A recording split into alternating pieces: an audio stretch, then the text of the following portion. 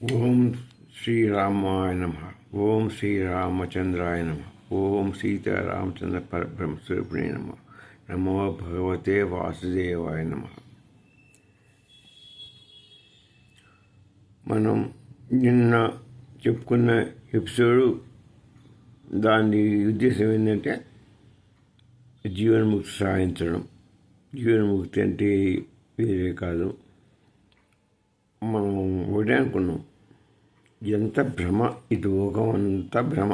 అది ఫండమెంటల్గా తెలుసుకోవాలి. జీవన్ముక్తి అంటే లోకత్యాగం కాదు. ఇది మన చాప్టర్ ఏంటి ఇప్పుడు? ఇది ముముక్షుత్వం. ఇది ముముక్షుత్వం అంటే మోక్షాన్ని పొందడం. మోక్షాన్ని పొందడం ఎలా అనేది మనం తెలుసుకుంటున్నాం. జీవన్ముక్తి అంటే మనం ఈ లోకాన్ని త్యాగం చేసిపోవడం కాదు. జీవన్ముక్తి మరి ఎక్కడికో పోవాలి, అరణ్యాలు పోవాలి, అక్కడికి పోవాలి, ఈ లోకాల్లో ఉంటే కలవదు, ఇక్కడి నుంచి మనం పోవడం కాదు. అది ఆ బ్రహ్మత్యాగం, బ్రహ్మత్యాగము అనేది. బ్రహ్మత్యాగము అంటే మనం ఈ లోకం ఏంటి అంతా భ్రమ. దీన్ని ఆ త్యాగం చేయమనే చేయాలి. కానీ ఈ జీవన్ముక్తి అంటే ఇక్కడి నుంచి మనం ఎక్కడో పోవడం కాదు. మన దీన్ని ఈ భ్రమలో మనం బతుకుతున్నాం. మనం బతికేది భ్రమలో. కాబట్టి ఈ భ్రమని మనం త్యాగం చేయాలి. అదే మోక్షం. మనం బతికేటువంటి స్థానం ఏ భ్రమలో ఉన్నామో ఆ భ్రమను తొలగించుకుంటే మోక్షం. జ్ఞాని అనేవాడు అది తెలుసుకుంటాడు అనమాట. జ్ఞాని అది తెలుసుకొని ఏం చేస్తాడు? తాను జీవిస్తాడు. ఎక్కడ? మోక్షంలోనే జీవిస్తుంటాడు. అంటే ఈ లోకంలో, ఈ బ్రహ్మలోకంలో జీవించాడు. బ్రహ్మలోకంలోనే ఇక్కడే ఉంటున్నప్పటికీ, ఈ లోకంలో తిరుగుతున్నప్పటికీ అతను ధ్యాస మొత్తం కూడా పరబ్రహ్మస్వరూపం మీదనే తన ఏకాగ్రతని, తన మనస్సుని సంలీనం చేస్తాడు. కాబట్టి ఆయనకు ఎటువంటి ఈ లోకం మీద ఎటువంటి ఇది భ్రమలు ఉండవు. శాస్త్రంగా అజ్ఞానం గ్రహిస్తాడు. కాబట్టే శ్రీకృష్ణుడు ఏం చెప్పాడంటే, నేను జ్ఞాని హృదయంలో ఉంటాను అన్నాడు. అంటే పరమాత్మకి జ్ఞానికి ఎటువంటి తేడా లేదు అని ఆయన స్పష్టంగా చెప్పాడు. అంటే జ్ఞాని సాక్షాత్తు పరబ్రహ్మస్వరూపుడి కింద లెక్క. అంటే పూర్తి జ్ఞానత్వాన్ని పొందాడు అతను. ఇకపోతే అతన్ని, ఆ జ్ఞానిని ఈ లోకం ఏం చేయలేదు. ఎందుకంటే ఈ లోకంలో ఇక్కడే తిరుగుతారు, కానీ ఏ బంధం కానీ ఏనికి ఆయన్ని అంటారు. అది ఇక్కడ జీవిస్తారు. ఆ లోకాన్నే ఆయన లయం చేసుకుంటాడు. ఆ జ్ఞానంలో లోకమే లయం అయిపోతుంది. ఈ లోకంలో ఆయన లయం కావడం కాదు, ఆయనే ఈ లోకాన్ని, ఈ బ్రహ్మం పడుతున్న ఈ బ్రహ్మ లాగా ఉన్నటువంటి ఈ లోకాన్ని డిజైన్ చేసుకుని ఉంటాడు. అప్పుడే ఆయన ముముక్షత్వం చెందుతాడు. అతను మాత్రమే పర్ఫెక్ట్ జ్ఞాని, బ్రహ్మతత్వాన్ని తెలుసుకున్నవాడు అనమాట. ఇక లాస్ట్ స్టెప్స్ ఇందులో మన ఈ ముముక్ష ప్రకరణలో చివరి ఎపిసోడ్లోకి మనం అడుగుపెట్టాం ఈ రోజున. ఇది ఏంటంటే ముముక్ష ప్రకరణం ఎపిసోడ్ 8లో మొత్తం పరిపూర్ణత్వం మనకు తెలిసిపోతుంది. పరిపూర్ణత్వం అంటే ఏంటి? స్థితప్రజ్ఞుని యొక్క లక్షణాలు ఏంటి? కర్తృత్వ భోక్తృత్వ అలయం, జ్ఞాననిష్ట, కర్మయోగం, ఇవన్నీ ఏకత్వం, జీవన్ముక్తి, ఇవన్నిటిని గురించి కూడా మనం ఇందులో చర్చించుకుంటాం. పోతే మనకి ముముక్షుడు ఏమవుతాడు? జ్ఞాని కూడా లయమైపోతాడు. ముముక్షుత్వం, బ్రహ్మజ్ఞానం పొందినవాడు ఇంతలో జ్ఞాని లోకం తిరుగుతాడు. అతనికి మనం అతని యొక్క ఈ ముముక్ష ప్రకరణలో లాస్ట్లో ఆ జ్ఞాని కూడా ఒకనాటికి లయమైపోయేవాడిగా ఇప్పుడు ఆ జ్ఞాని కూడా ఈ లోకాన్ని వదిలిపెట్టి పూర్తిగా బ్రహ్మంలో కలిసిపోతాడు అన్నమాట. ఇక్కడ జీవన్ముక్తి అయిన వాడిగా ఆ పూర్తిగా బ్రహ్మంలో ఐక్యం చెందుతాడుగా. అది లాస్ట్ యొక్క అజ్ఞాని యొక్క యాత్ర. దాంతో పరిశ్రమవుతుంది అజాతి. అట్నే అజాతి ప్రజ్ఞానం సహజ స్థితి. అజాతి ప్రజ్ఞాది గురించి మనం తెలుసుకుందాం. అజాతి ప్రకృతం అంటే ఇంతకుముందు మనం చెప్పుకున్నాం. అది అజాతి ప్రకృతం అంటే అజాతి ప్రజ్ఞానం అంటే ఏంటి? పుట్టుక లేదు. అద్వైతం గడుపగా చెప్పించినటువంటి సిద్ధాంతం అది అజాతి సిద్ధాంతం అనేది. ఆ అజాతి సిద్ధాంతం ఏంటి అంటే మనిషి అది పుట్టడం లేదు, వాడి పెరగడం లేదు, చావడం లేదు, ఏదీ లేదు. సాగు పుట్టుకలు ఇదేనే లేవు, పెరగడము అందుకని లేదు. ఈ అసలు అంటే అసలు ఏమీ లేదు. ఎంత భ్రమేనా అది. మనం అనుకుంటున్నాం బ్రహ్మలోకం అని. బ్రహ్మలోకం కాదు, బ్రహ్మపడు ఆ బ్రహ్మలోకం ఇది బ్రహ్మకు చెందినటువంటి లోకం ఇది. పుట్టి ఇది ఒక రకమైనటువంటి ఏంటంటే మా కళలో ఉన్నటువంటి మాయాలోకం ఇది. అంతే, ఉట్టి ఒక కళ లాంటిది. కళలో ఒక కళ వచ్చేట పోతుంది. ఈ లోకం కూడా అటువంటిది. ఇదంతా మాయా సృష్టి, ఇది మాయా జంతువు. అయితే మోక్షం అనేది పొందబడే వస్తువు కాదు. అది మాయ అనేది పొందబడే వస్తువు కాదు. మోక్షం ఎప్పుడూ ఉంటుంది. అది నీలోనే ఉంది. ఒక మాట చెప్పాలంటే నీలోనే ఉంది. మోక్షాన్ని మనకేంటంటే నీలో ఉన్న వస్తువును నువ్వు తెలుసుకోకపోవడం, మనలో ఉన్న వస్తువును మనం తెలుసుకోలేకపోతున్నాం. మన కళ్ళ ఎంతసేపటికి బయట దృష్టి చూస్తే కానీ లోపల ఉన్న దృష్టిని మనం చూడలేము. అదే మన యొక్క ప్రారంభం. మనం ఎంతసేపటి ఈ కళ్ళు రెండు ఇటు ముందు చూపే ఉంది. వీడికి అంతఃకరణ చూపు లేదు. ఆ పరమాత్మ అంతఃకరణలో ఉన్నాడు. అంతఃకరణలోకి మనం బహిర్ముఖంలో చూస్తున్నాం కాబట్టి ఈ మాయారూపం కనపడుతుంది.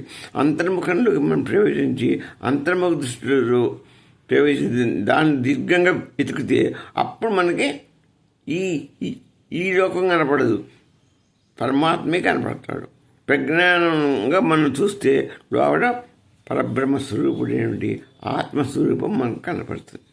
అప్పుడు ఆత్మకన్నా నువ్వు లోపల వైపు చూసుకోవాలి, బహిర్ముఖంగా కాదు. అంతర్ముఖంగా నీ ఈ చక్షువుని బయట చూస్తే బయట ప్రపంచం, అంతర్ముఖంలో వెళ్ళిపోయి చూస్తే అంతర్ముఖంలో ఉన్నది ఎవరు? పరమాత్మ. ఆయన 1000 కోటి సూర్యులతో సమానంగా వెలుగుతుంటాడు లోపల. ఆ యొక్క దాని చైతన్యమే మనం నడిపిస్తున్నది.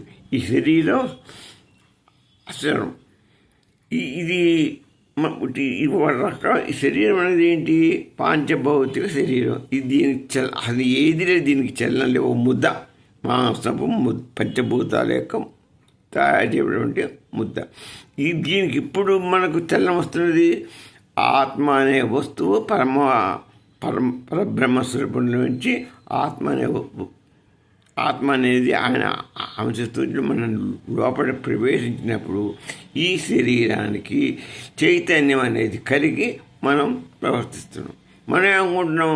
నేనే ప్రవర్తిస్తున్నాను, నేనే నా చెయ్యి చేస్తున్నది, నా కళ్ళే చూస్తున్నాయి, నేనే చూస్తున్నాను, నేనే చేస్తున్నాను, నేను నాది అని పోగు చేసుకుంటున్నాం. మనం చేసుకుంటే ఆయన్ని కర్మ కింద పోతున్నాయి. మరి జన్మలు ఇట్నే మనం బహిర్ముఖాన్ని చూస్తుంటాం. బహిర్ముఖాన్ని మనం పోతుంటే ఈ విధంగా అంత అనేది లేదు. అంతర్ముఖంలోకి పోయి జ్ఞానాన్ని తెలుసుకునేంతవరకు, లోపల ఉన్న పరమాత్మని తెలుసుకునేంతవరకు మనకి తిప్పలు తప్పు. ఈ శోకాలు, సుఖ దుఃఖాలు ఇవన్నీ కూడా తప్పు. ఎప్పుడు మనం అయితే ఆ జ్ఞానంతో లోపల పరబ్రహ్మని పరబ్రహ్మ స్వరూపం అంటే ఆత్మస్వరూపం. మన ప్రస్తుత శరీరంలో ఉన్నది ఆత్మస్వరూపమే. ఆత్మస్వరూపమే చేసేది, అన్నిటికీ సాక్షి అదే. దాని చైతన్యం వల్లనే మనం నడుస్తున్నాం, అన్ని పనులు చేయగలుగుతున్నాం.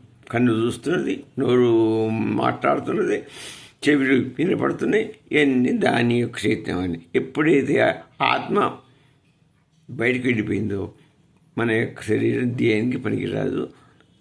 శుభ్రంగా అశవం కింద మారి కాల్చబడుతుంది.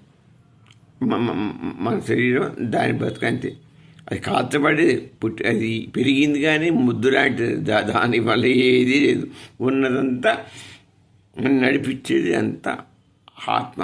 అది సాక్షిగానే ఉంటుంది, నీతో చేస్తుంటుంది. కానీ అది ఇందులో నిన్ను చేయమని చెప్పదు. నువ్వే నీ కర్మ ఫలితాలను బట్టి నువ్వు నడుస్తూ ఉంటావు. ఆ విధంగా నువ్వు నీ చేతులతో నువ్వే చేసుకుంటావు, నీ కళ్ళతో నువ్వే చూస్తావు. నీ అన్నిటికీ నువ్వు దాని చైతన్య స్వరూపంతో చేసేది నువ్వే, అనుభవించేది నువ్వే, బ్రహ్మలో తిరిగేది నువ్వే. అంత మీద ఇంకా పూర్తి తిరిగినట్టుగా ఈ లోకంలో పెట్టి తిరుగుతూనే ఉంటాం మనం. మరి ఇది ఎట్లా, ఇది ఎప్పుడు పోతుందంటే మన పూర్తి లోకంలోకి మనం పోయినప్పుడు మనకు అంతర్ముఖం చెందితే మాత్రమే పోతుంది. అప్పుడు ఈ సాధన అనేది ముగిసిపోతుంది. గురువు మాట కూడా ఇక మౌనమే అయిపోతుంది. ఇక మనకు అంతర్ముఖ బోధ చేసేటప్పుడు గురువు ఏం ఇస్తాడు, అంతర్ముఖ బోధ చేస్తాడు. ఈ జ్ఞానాన్ని చెప్తాడు. చెప్తే మనంతా మనం లోపల గ్రహించి సాధన చేసుకొని మన లోపల ఉన్న పరమాత్మని మనమే కష్టపడి ఎత్తుక్కోవాలి. గురువు పోయి ఎతికి పెట్టి మనకి మార్కెట్ కొనుక్కొచ్చినట్టుగా వస్తువు మనకి ఇవ్వడు. ఆయన మనకు మార్గం లోపల పరమాత్ముడు ఉన్నాడు. నువ్వు అంతర్ముఖంగా పయనించు. నువ్వు దానికి ఒక రకమైన బోధ, దాని లక్షణాలు ఎలా ఉంటాయి, అన్ని పరమాత్మ లక్షణాలు ఇవన్నీ చెప్పుకుంటూ నీకు ఒక గైడ్ లాగా మనకు ఉంటారు మాత్రమే. అసలు మనమే మన సాధన మనం చేసుకొని మనం వెళ్ళాలి. అందుకనే ఎప్పుడైతే మోక్షం వచ్చిందో మనకి సాధన వస్తుంది. గురువు కూడా మాట సాధిస్తాడు. ఆయన మౌనంగా ఉండిపోతాడు. శాస్త్రం ఈ శాస్త్రం మౌన శాస్త్రం ఉంది కదా, శాస్త్రం చెప్పేది ఏంటి? ఏ శాస్త్రం చెప్పినా కూడా పరమాత్మలో ముక్తిని పొందు, పరమాత్మని చేరు అని చెప్తాయి. ఆ శాస్త్రం కూడా లయమైపోతుంది. ఇవన్నీ కూడా ఎప్పుడో పనిచేస్తే మనం ఇక్కడ జీవించున్న కాలం శాస్త్రాలు, ఈ సాధనలు ఇవన్నీ ఇక్కడ. మరి ఎప్పుడు పరమాత్మను మనం చేరిపోయాం, ఇక కథం అన్ని పంది. ఇక అది ఏముండదు, ఇక ఉండదు ఒక ప్రజ్ఞానమే. ఆ ప్రజ్ఞానమే శాశ్వతం. ఆ శాశ్వత వస్తువు మనం పొందినప్పుడు ఇక మనకు దేంతో మనకు అప్రమేయం లేదు. మనం మిగిలింది ఒకటే, ప్రజ్ఞానం మిగులుతుంది. అదే ప్రజ్ఞానం బ్రహ్మ అని వేదాలు ఘోషిస్తున్నాయి. దాని కొరికే మనం చేయాలి. విష్ణు వారు ఏం చెప్తారంటే గీతలో, నబద్ధో నచ్చముక్తోస్తి నద్రష్ట నచ్చ దర్శనం నజిజ్ఞాస అనవైజ్ఞానం ఇత్యేష పరమార్థత. నబద్ధో, నువ్వు బంధింపబడను లేదు. విష్ణు చెప్పేది ఆయన గీతలో చెప్తున్నా. ఆయన చెప్పిన సూత్రం ఏంటంటే, ఇప్పటివరకు నబద్ధు, నీవు బద్ధుడు కాలేదు, నిన్నెవ్వరూ బంధించలేదు, నువ్వు ఇండిపెండెంట్గానే ఉన్నావు. ముక్తుడు లేడు అంటే మోక్షాన్ని పొందినవాడు లేడు. బంధితుడు ఎవరు లేరు, మీరు మోక్షాన్ని పొందినవాడు లేడు. చూసేవాడు లేడు, దేన్ని చూసేవాడు కూడా ఏం లేడు. చూడబడే వస్తువు కూడా లేదు. చూడండి, మనం నద్రష్ట నచ్చ దర్శనం, మనం చూసేది లేదు, దర్శించవలసినటువంటిది ఏమి చూడబడేది కూడా ఏమి లేదు. మరి ఏమున్నది? తెలుసుకోవాలనేవాడు లేడు లేదు పలాన్ని తెలుసుకోవాలి, పలాని పోవాలనేది కూడా మనకి ఏమి లేదు. తెలిసేది కూడా అప్పుడు మనకు తెలిసేది కూడా ఏ వస్తువు పలాన్ని తెలుసుకోవాలనేది కూడా ఇదే అసలు పరమార్థ సత్యం. ఉన్నది ఒక ముముక్షుత్వం, ప్రజ్ఞానం బ్రహ్మంగా అయినప్పుడు ఇక అసలు మనకి ఏది లేనప్పుడు అసలుకి మనం ఏం తెలుసుకోవాలి? ఉన్నదే ప్రజ్ఞానం. మనం అసలు ఏమో మనం అంతా ఏంటి పుట్టింది బ్రహ్మ అనే లోకంలో బతుకుతున్నాం. మనం ఒక ఛాయారూపాలనివి నీడ మన కళలో మనం ఎలాగైతే కాంతి అవి తిరిగి వంతిపోతాయో పరమాత్మ యొక్క మనసు లోపల తిరుగుతున్నటువంటి ఒక కళలో ఒక పాత్రధారలో ఈ లోకాలన్నీ కూడా అంతే. సమస్త మొత్తం స్వామి యొక్క పరమాత్మ పరమేశ్వరుని యొక్క అదే పరమాత్మ, అదే బ్రహ్మం. అది ఆ బ్రహ్మంలో ఉన్నటువంటి ఆయన ఒక రకమైనటువంటి కళ్ళలో ఉన్నటువంటి మనం పాత్రదారులు. ఈ లోకాలన్నీ పాత్రలే, అన్నీ ఆయన కళ్ళు తెరిస్తే అన్నీ పోతాయి, ఏది లేదు, అంత పుట్టింది, అంత భ్రమే. ఆయన కళ్ళు తెరిస్తే ఆయన కళ్ళలో ఉన్నటువంటి మన భ్రమణం మాత్రమే. మన కళ్ళలో మనకి వచ్చే ఎంత భ్రమో అది ఇక కళ్ళు సత్యమా కాదు. అట్నే ఆయన జరిగేది ఇదంతా అది కూడా సత్యం కాదు.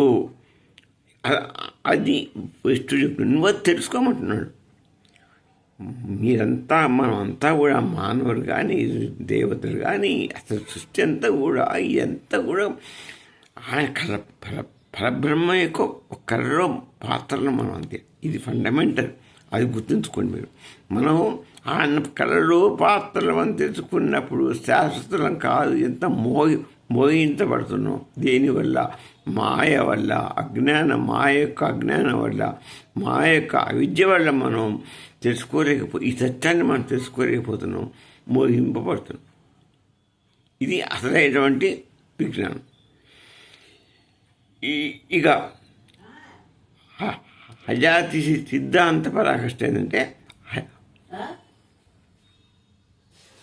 అజాత సిద్ధాంతం ఏంది? మనకు గొడవగా చెప్పింది ఆయన సిద్ధాంతం మనకు తెలిసిపోతుంది. ఏంటది? పుట్టుక లేదు, పర్యటన లేదు, చావు లేదు, మరణం లేదు, అంత ఉట్టిదే, భ్రమే. అది కూడా చెప్పింది అద్వైత గౌడపాదు గారు, శంకరాచార్య గారు చెప్పిన ఇది అజాతి అని పుట్టలే మనం. అది స్థిరంగా లేనేలేము. మళ్ళీ పోయేది లేదు, పుట్టేది లేదు, పెరిగేది లేదు, పోయేది లేదు, అంత మాయా స్వరూపం అని స్పష్టంగా చెప్తున్నారు. ఉన్నది ఒక్కటే, అదే పరబ్రహ్మస్వరూపం. నువ్వు కూడా ఉన్నావు అనుకుంటే నువ్వు కూడా పరబ్రహ్మస్వరూపమయ్యే ఉన్నావు. అద్వైతం చెప్పే మాట ఇదే. నువ్వు కూడా పరబ్రహ్మస్వరూపం అయితేనే ఉంటావు. కాబట్టి నీకు అసలు పుట్టుకే లేదు, నీకు జాతి లేదు, నీకు ఏమి లేనప్పుడు నీకు ఎక్కడ నీకు స్థిరత్వం ఎక్కడిది? అసలు నీకు ఏమి లేదు. ఉన్నది ఏంటి? పరబ్రహ్మం అని చెప్తూనే ఉంటుంది, ఒక పక్కన అని చెప్తూనే ఉండేది. పరబ్రహ్మమే వస్తువు ఒక్కటే, పరబ్రహ్మం మాత్రమే ఉన్నది. అంటే మనమంతా లేని వాడి కింద అనుకునే అయా సిద్ధాంతం గౌడపాద చెప్పేది ఏంటంటే, ఉన్నది బ్రహ్మం ఒకటే.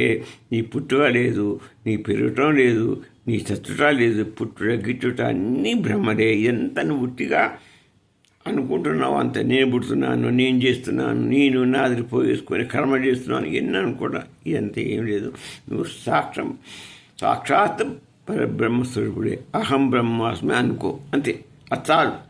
అప్పుడు నీకు ముముక్షుత్వం వచ్చి తీస్తుంది. ఈ సత్యాన్ని తెలుసుకుంటే ముముక్షుత్వం వస్తుందని అద్వైతం చెప్పే సిద్ధాంతం అదే. అజాత సిద్ధాంతం ఉంటుంది. దీన్ని ఇది గాఢమైన స్టేషన్. ఇదే వశిష్ఠ మహర్షి చెప్పినా కూడా ఇదే చెప్తున్నాడు. ఇదంతా పరమాత్ముడి యొక్క కళ మాత్రమేనా? భ్రాంతి ఎంత? భ్రాంతితో నువ్వు భ్రాంతిలోనే బతుకుతున్నావు, భ్రాంతిలోనే జీవిస్తున్నావు, భ్రాంతిలోనే పెరుగుతున్నావు. ఈ జీవనం ప్రయాణం ఎంత భ్రాంతి అని కూడా వశిష్ఠుడు రాముడు చెప్పింది అదే ముద్ర. ఇదంతా కళ అనుకున్నాం కదా. సాధన కళలో ఇదంతా కళలోని మన ప్రయాణం, కళలోని మనం అందరం ప్రయాణిస్తున్నాం. ఇవన్నీ చివరికి ఏంటి? ఈ కళ ఎంతసేపు ఉంటుంది? ఓ గంట 2 గంటలు, ఒక 10 నిమిషాలు, పావుగంట దగ్గర స్వామికి ఉంటే ఇక మనకేదో 100 సంవత్సరాలు అనుకుంటున్నాం. ఆయనకు ఒక్క క్షణం లాగంటుంది. ఆ క్షణంలో అట్ట వచ్చిపోతుంది ఒక కళ. ఆ కళ ఆయన క్షణకాలం మనకు 100 సంవత్సరాలు. మనం ఇక్కడ ఏదో పని చేస్తున్నట్టు అనిపిస్తుంది. ఆ కళలో ఆ క్షణకాలంలో ఆయన కళలో ఎన్నో అనుభూతులు పొందినట్టుగా మనకి అనిపిస్తున్నది. అదే ఈ జీవభ్రాంతి, జీవుడు పడుతున్నటువంటి భ్రాంతి. ఇప్పుడు నేను చెప్పినట్టుగా ఇందా చెప్పా కదా, మనం ఏది కాదు. ఇక యదా నకించి విజయానతి నకించిదపి పశ్యతి తదా బ్రహ్మ స్వయం భాతి స్వయమే వేద్యతే చేత్. స్వయమేవ విద్యతే చేత్. అంటే యదా నకించిత్ ద్విజానాతి, ఏది నీకు తెలిసినట్టు అనిపించినప్పుడు, నాకేం తెలియటం లేదు అని నీకు ఎప్పుడు అనుకుంటున్నావు, అనుకున్నంతసేపు ఏది చూసినా కూడా నేను చూడలేదు అనుకున్నప్పుడు, ఏది తెలిసినప్పటికీ నాకేమీ తెలిసినట్టుగా మనకు అనుభూతి వస్తుందో, అంటే చూసినా కూడా చూడనట్టుగానే మనకేం చూసినా కూడా మనకు అది దాని మీద ధ్యాస చేయకుండా మనకు అనిపించినప్పుడు, అప్పుడు బ్రహ్మం దానంతా అదే కనబడుతుంది.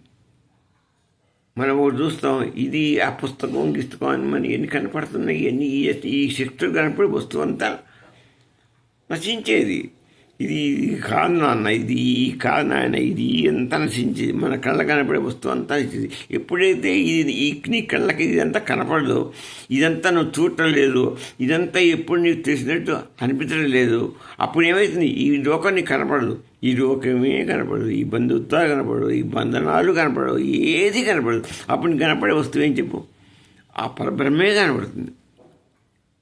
ఈ లోకాన్ని మనం చూడినప్పుడు ఉన్నటువంటి పరబ్రహ్మ దాంతా అదే మనకు కనబడుతుంది. మనం ఎంతసేపటికి ఈ లోకంలో మీదే చూస్తున్నాం, ఈ కళ్ళతో ఈ లోకాన్ని మీదనే అడ్డుకొని పోయాం. పుట్టిన దగ్గర నుంచి చచ్చేంత వరకు ఈ లోకమే మనం తిరగాడుతున్నాం, ఈ లోకం మీదనే మన యొక్క దృష్టి పెట్టాం. అటువంటిప్పుడు మనకి బ్రహ్మ ఎక్కడ కనపడతాడు? నేను చెప్పగా మన బయట చూపే ఉంది, అంతర్చూపులో ఉండేవాడే ఎట్లా కనపడతాడు? కనపడి ఇది చూడనప్పుడు అంటే అంతర్ముఖం అయినప్పుడు అనమాట. అంతర్ముఖం అర్థం అదే. ఏమని, ఏది తెలిసినట్టు నీకు అనిపించలేదు, ఏది కూడా నీకు తెలియట్లేదు, ఇక్కడ చూపు తెలియట్లేదు, ఏది నీకు మనకు తెలిసినట్టు అనిపించలేదు, చూసినట్టు అనిపించలేదు. మనకు అసలు ఈ లోకమే స్పృహే లేకుండా పోయినప్పుడు అప్పుడు బ్రహ్మం దానంతా అదే మనకు కనపడుతుంది. ఇది అంటే నువ్వు అనుకోవచ్చు, మరి ఇప్పుడు కనపడితే మనం ఏమైనా పిచ్చడమే పోయినట్ట? కాదు. మనకి ఏ శూన్యత ఏమైనా ఉందా? ఈ లోక శూన్యత్వం చెందుతున్నప్పుడు మనకి ఎప్పుడు కనపడబోతుంది? యాక్చువల్గా మనకి ఇప్పుడు కంటికి కనపడుతుంది. ఇది ఎప్పుడు కనపడబోతుంది? ఇదంతా శూన్యమైనప్పుడు కనపడబోతుంది. అప్పుడు కనపడుతున్నాం, మన కళ్ళకి ఇదంతా కనపడుతుంది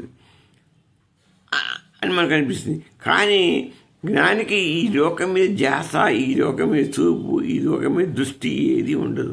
ఆయనకు పరబ్రహ్మ ఒక్కడే కళ్ళకు కనపడుతుంటాడు. ఈ లోకంలో ఏది జరిగేది కూడా అతను అనుభవించాడు. ఈ లోకంతో సంబంధం పెట్టుకోడు, ఒక్క పరబ్రహ్మంతోనే ఆయన యొక్క సంబంధాలు కొనసాగుతాయి. ఆయన మనసు ఎప్పుడు అంతర్ముఖంలోనే పయనిస్తుంది.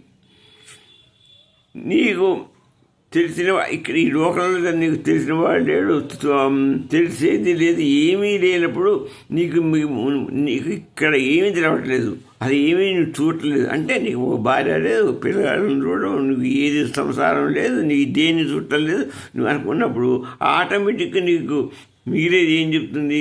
ప్రజ్ఞానం బ్రహ్మ మాత్రమే కనబడుతుంది అని మన వేదాంతాలు చెప్తున్నాయి, ఋషులు చెప్తున్నారు. ఇది మన గీత కూడా చెప్పేది అదే. నువ్వు నన్ను తెలుసుకో. కృష్ణుడు ఏమంటాడు? అన్నిట్లో నేను ఉన్నాను, అంతటా నేను ఉన్నాను, నాలో అంతా ఉంది, ఆయనలోనే మనం ఉన్నాం, ఆయన్నే మనలో ఉన్నాడు. అది నువ్వు తెలుసుకోవటం లేదు. చిన్న చిక్కు ఎక్కడంటే అది మనం తెలుసుకోవట్లేదు, అది మనం నమ్మటం. ఏదో చిన్న పిల్లగాళ్ళకి అన్నట్టుగా ఇటుని ఇటు వదిలిపెడుతున్నాం. అట్లా కాదు, అందరూ సత్యాన్ని శోధించడం లేదు, సత్యాన్ని పోతున్నాం. ఎందుకని? మనకు అజ్ఞానం. మనం దాన్ని ఎక్కడేయం. మన నిప్పు ఉంది, చిన్నపిల్లగాడికి ఏం వెరక, అది కాలుతుందిరా అంటే వాడినాడు, వాడు దాన్ని ముట్టుకొని చూస్తాడు. మనం ఏదో వద్దంటాం అదే పని చేస్తాడు, దాన్ని ముట్టుకుంటాడు, ఏమవుతుంది? చేయగలుగుతుంది. అప్పుడు అదేదో ఉందిరా వస్తువుని భయపడతాడు. మనకు షాక్లు ఏమైనా తగిలితే కరెంటు ఉందంటాం, రాకపోతే కరెంటు అందులో ఉందో లేదో మనకు తెలియదు. ఎప్పుడైతే అది మనం ఉందో లేదో టెస్ట్ చేస్తే, చేయబెట్టి టెస్ట్ చేస్తే అది షాక్ ఇచ్చింది అనుకోండి, అప్పుడు అమ్మో ఇందులో ఏదో ఒక శక్తి ఉంది, అదే కరెంట్ అంటారు. నిజమే చెప్పి పెద్ద చెప్పిన మాట వాస్తవమే, కరెంటు ఉన్నది. అని తెలుసుకుంటాడు. ఇది అనుభూతి చెందేంత వరకు ఇలానే నడుస్తుంది. మనం దానికి చేసేది ఏమీ లేదు. ఆ దెబ్బలు మనకు పడేంత వరకు, ఆ షాకులు ఇచ్చేంత వరకు మనం ఎవ్వరు చెప్పినా వినము, ఎంత చెప్పినా వినము, మనం అంత నమ్మకం కాము. మన జీవితంలో ఇట్నే దెబ్బలు తింటుంటాం, ఈలాగా సుఖ దుఃఖాలకు లోనవుతుంటాం. ఎన్నో దెబ్బతిన్నా అయినా మనకు ఇంగిత జ్ఞానం రాదు. అది రావాలంటే సుకృతం కావాలి. ఎన్నో జన్మలు ఇప్పటికి ఎత్తాం మనం. ఎన్ని ఇంకా ముందే ఎత్తబోతాము, ఏం చేస్తామో మనకు తెలియదు. అది తెలుసుకోవటమే ప్రజ్ఞాన బ్రహ్మని తెలుసుకోవాలి. ఫస్ట్ మాస్ ఇంకో శ్లోకం చెప్తున్నాడు. యథా స్వప్నే మహారాజ్యే జాగ్రత్తే నాస్తి కించన. యథా స్వప్నే మహారాజ్యే, నువ్వు యథా స్వప్నంలో మహారాజుగా నువ్వు కనపడుతున్నావు. జాగ్రత్తే నాస్తి కంచన.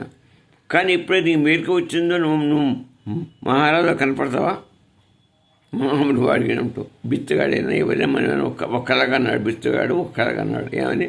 వాడు కళలో ఓ మహారాజు అయ్యాట, దేశాన్ని ప్రైమ్ మినిస్టర్ అయ్యాడు అనుకొని కలగన్నాడు. ఆ కాసేపు 5 నిమిషాలు 1 నిమిషం కళలో ఉన్నంత వరకు అలా ప్రేమిస్తుంటాడు. నేను రాజుని, నేను చక్రవర్తిని, నేను ప్రేమిస్తాను, నేను ముఖ్యమంత్రిని, ఏదో అనుకుంటాడు. ఎప్పుడైతే తిరిగి వచ్చిందో మళ్ళా వాడు బిచ్చగాడికి ఇదనే అని తెలుసుకుంటాడు. తన స్వరూపం రాజు స్వరూపం కాదు, బిచ్చగాని స్వరూపాన్ని తెలుసుకుంటాడు. అట్లనే అది ఎట్లయితే మహారాజు తనకు ఆడు బిచ్చగా లాగానే, అలాగనే సదా జగత్రయం సర్వం జ్ఞానే నైవోపలభ్యతే. అట్లనే ఈ 3 లోకాలు కూడా కళలో మొత్తం కనిపిస్తున్నాయి. బయట నిత్యతే ఏది లేదు, ఏది కూడా లేదు. మనకు జ్ఞానోదయంలో అసలు ఉన్నాయి. రాజు రాగానే 3 లోకాలు ఉన్నాయి అనుకుంటున్నాము. అసలు 3 లోకాలు ఉన్నాయి మనకేం తెలుసు?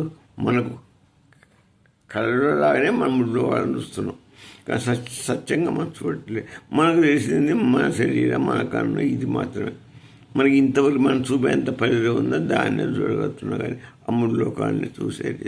ఆ 3 లోకాలను ఆక్రమించి దాన్ని అంతటా ఉన్నవాడెవరు? పరమాత్ముడే. ఆ పరమాత్మ జ్ఞానం సంపాదించినప్పుడే నువ్వు ఆ 3 లోకాలను చూడగలుగుతావు. అప్పుడు మాత్రం నీ వల్ల అవుతుంది. కానీ ఈ మామూలు కళ్ళతోని, ఈ మామూలు జ్ఞానంతో, మంది జ్ఞానం, ఆయన ప్రజ్ఞానవంతుడు, పౌరుడు, ఈశ్వరుడు ప్రజ్ఞానం అయింది. మంది జ్ఞానం. మన జ్ఞానం అంటే పరిమితం, ప్రజ్ఞానం అంటే అపరిమితం. ఇక ఇదంతా ఇప్పుడు మనం అనుకున్నదంతా ఇప్పుడు ఏంటంటే ఈ జగత్తు మిథ్య, బ్రహ్మ సత్యం. ఒక మాట చెప్పాలంటే జగత్తు మిథ్య. ఈ మిథ్యా దర్శనం మనం దర్శిస్తున్నాం. అదే జ్ఞాని అనేవాడు ఈ లోకాన్ని తిరస్కరించడు, కానీ ఈ లోకాన్ని ఒక స్వప్నంలాగానే చూస్తాడు. ఇప్పుడు నేను చెప్పాక ఇదంతా స్వప్నమేని. వాడు అసలు జ్ఞాని ఇది ఎంత, ఈ లోకాలు ఇవన్నీ కూడా స్వప్నంలా భావిస్తాడు జ్ఞాని. దీన్ని చూసిపారేడు. ఇదంతా కనపడుతుంది మనకి, స్పష్టంగా కనపడుతుంటే మనం ఎట్లా కాదంటాం? కాదండి. ఇదంతా ఏంటి అంటే మన పాత్రలు ఇవన్నీ కూడా స్వప్నంలో లాంటి పాత్రలు. మేలుకుంటే పోతాయి. అదే ఆయన మేలుకుంటే మనం పోతాం. అదే ఈ నైవం కించిత్, ఇక భగవద్గీత ఏమంటుందంటే నైవం కించిత్ కరోమీతి యుక్తో మన్యేత తత్పవిత్. వశిష్టం ఏమంటుందంటే నకర్త నచ్చభోక్త. వశిష్ఠుడు గీతా వాస్తవం, యోగ వాస్తవం ఏం చెప్తుందంటే నకర్త నచ్చభోక్త. కర్త లేడు, కర్మ లేదు, క్రియ లేదు, భోక్త లేడు. అది ఏ పనికి కర్త లేడు. ఇక్కడ ఈ యోగంలో కర్త కర్మ క్రియలు లేవు.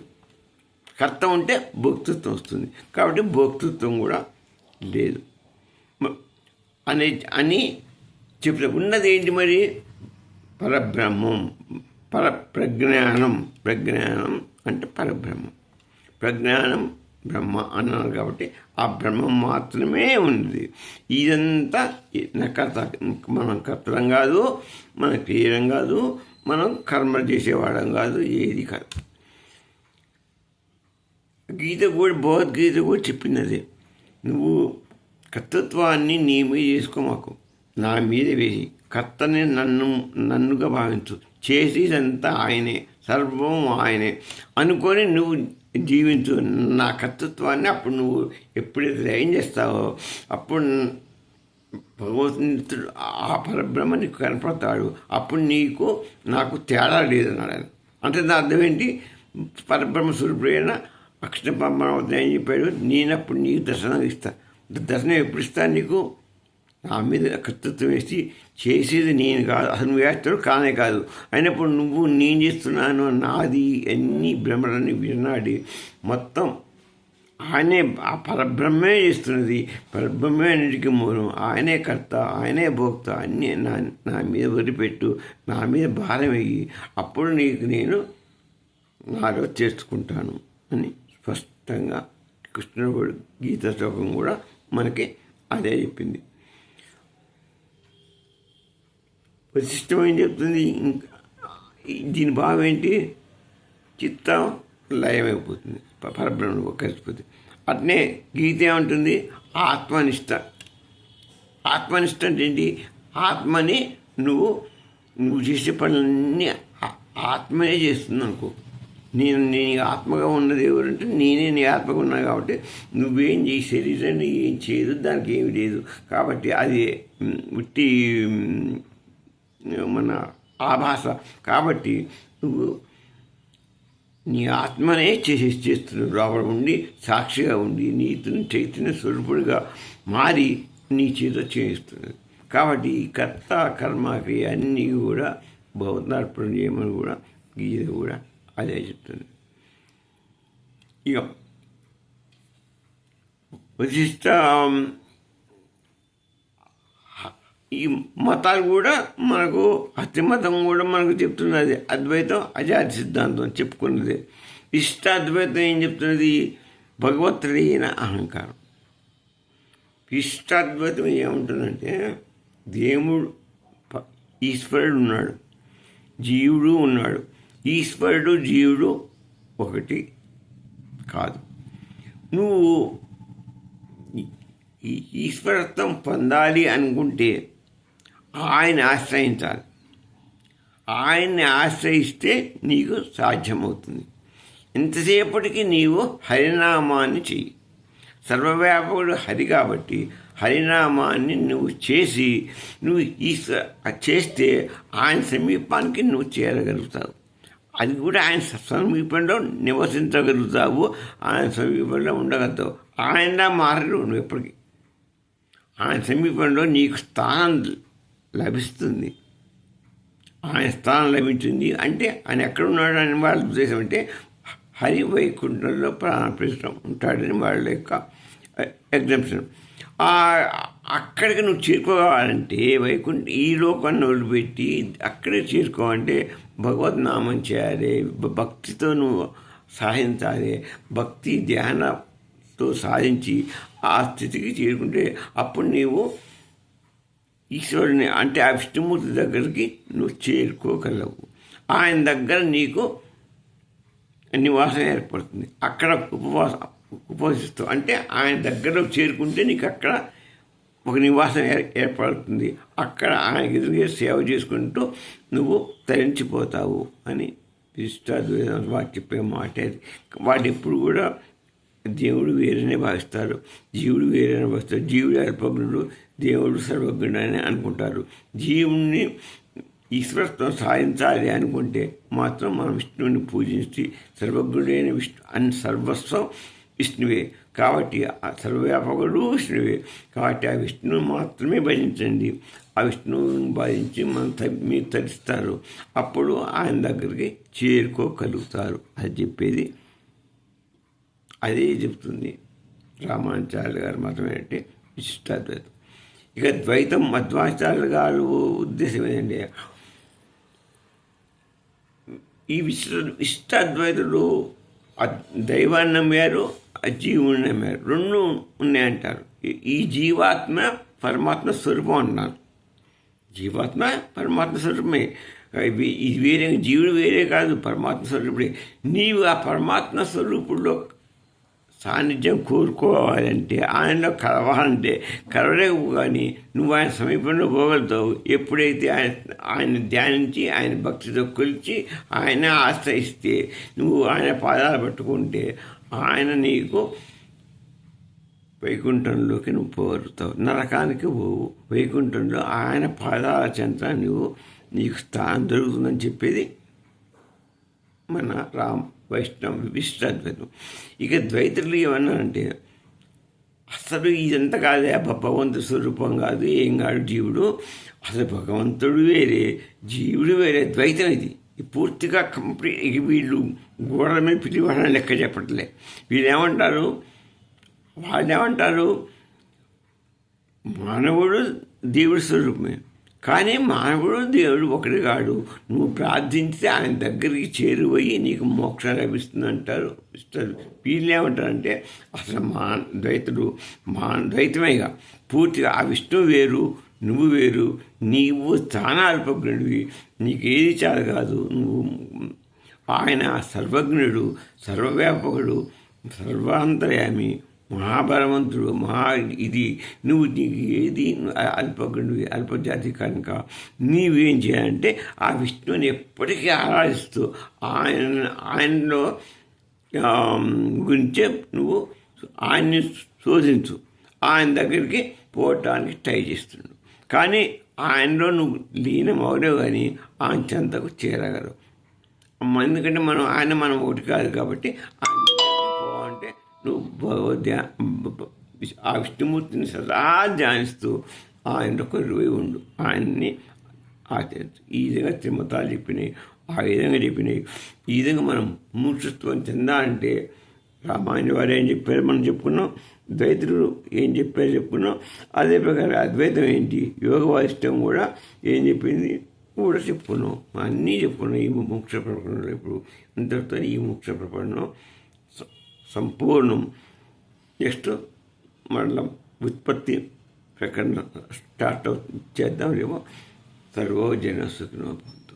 ఓం నమః శివాయ, ఓం నమః శివాయ, ఓం శ్రీరామచంద్రాయ నమః, పరబ్రహ్మస్వరూపాయ నమః.